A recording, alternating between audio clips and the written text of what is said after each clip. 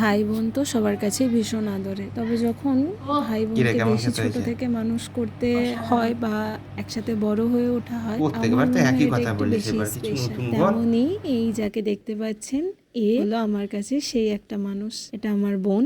গত 3 জুন ছিল ওর বার্থডে। তো সেই দিন যেহেতু লোকনাথ বাবার তিরোধান দিবস, মা বাড়িতে পুজো করে, আর আমাদের বাড়িতে বরাবরই বুনুর জন্মদিন 19 জ্যৈষ্ঠ হিসাবে যেদিন পালন করা হয়, সেই দিন কোনো আমিষ কিছু হয় না। কিন্তু যেহেতু ইংলিশ ডেট হিসাবে ওটা 4 জুন পড়ে, তাই নেক্সট দিনে বাড়িতে রান্না বান্না হয়। বাড়িতে তো প্রথম দিন মা আমাদের বাঙালির যেটা প্রধান রিচুয়াল, যে পায়েস রান্না করে, তো সেটা পায়েস রান্না করে ওকে খাইয়েও ছিল। আর একটা কেকও সেদিন কাটিং করা হয়েছিল বাড়িতে, কিন্তু এবার আমি বাড়ি যেতে পারিনি।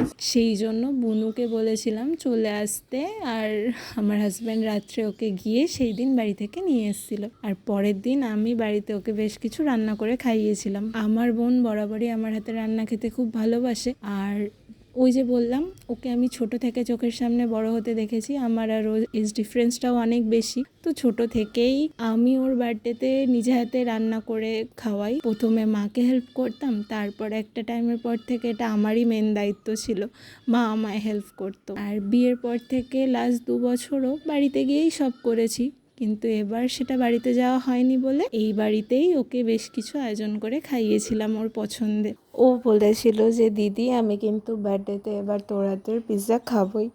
তার জন্য যেটা করেছিলাম, ওই দিন সকালে সবার ফার্স্টে আমি পিৎজার বেসের জন্য একটা ডো রেডি করে রেখে দিয়েছিলাম। জানি সারাদিনের কাজের ফাঁকে ওটা যদি না করতে পারি, আর সন্ধ্যাবেলায় যদি আমি ম্যাডামকে পিৎজা না বানিয়ে দিতে পারি, তাহলে আমার রক্ষে নেই। আসলে বিয়ের আগে সন্ধে হলেই মাঝে মাঝেই ওর বায়না থাকতো, দিদি কিছু বানা, কিছু বানিয়ে দে। তো এইগুলো টুকটাক বানিয়ে আমরা দুজন মিলে এনজয় করতাম। কিন্তু বিয়ের পর থেকে এখন যেটা হয়, যখনই ওর পছন্দের কোনো খাবার বানাই, ভীষণ মন খারাপ করে, ওকে দিতে পারি না, ও কাছে থাকে না। আর এখন যেটা স্পেসিফিক্যালি হয়, ভিডিও করে পোস্ট করি আর ও জানতে পারে আমি এটা বানিয়েছি। তারপর ওর যা রিয়াকশন থাকে ওভার ফোন, সেটা আশা করি তোমাদের যাদের ভাই বোন আছে তোমরা সবাই জানো। তো কি সেই দিন ওর পছন্দ মতন বেশ কিছু রান্না করেছিলাম, যেমন বাসন্তী পোলাও, মাটনের আলু দিয়ে হালকা ঝোল, আর একটা জিনিস করেছিলাম সেটা আমপুরা কাসুন্দি চিকেন, যেটা আমি ফার্স্ট টাইম ট্রাই করলাম। বাট অনেস্টলি বলছি, বাসন্তী পোলাওটা দিয়ে আমার মাটনের থেকে ওটা বেশি ভালো লেগেছে। বাড়ির সবারও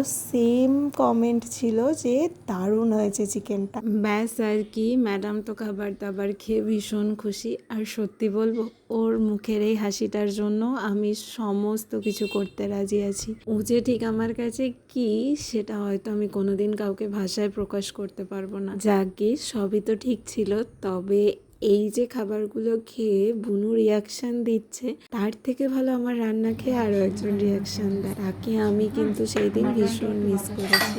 সে আর অন্য কেউই নয়, এই চ্যানেলের আরও একজন পার্টনার, আমার যা। আজ তাহলে চলো টাটা। আর এই সমস্ত রান্নাগুলো ডিটেলস রেসিপি খুব শিগগিরই আমাদের চ্যানেলে পোস্ট হবে। রেসিপিগুলোর জন্য আমাদের সাথে থেকো, চ্যানেলটাকে ফলো করো, সাবস্ক্রাইব করো। কোনটা কেক?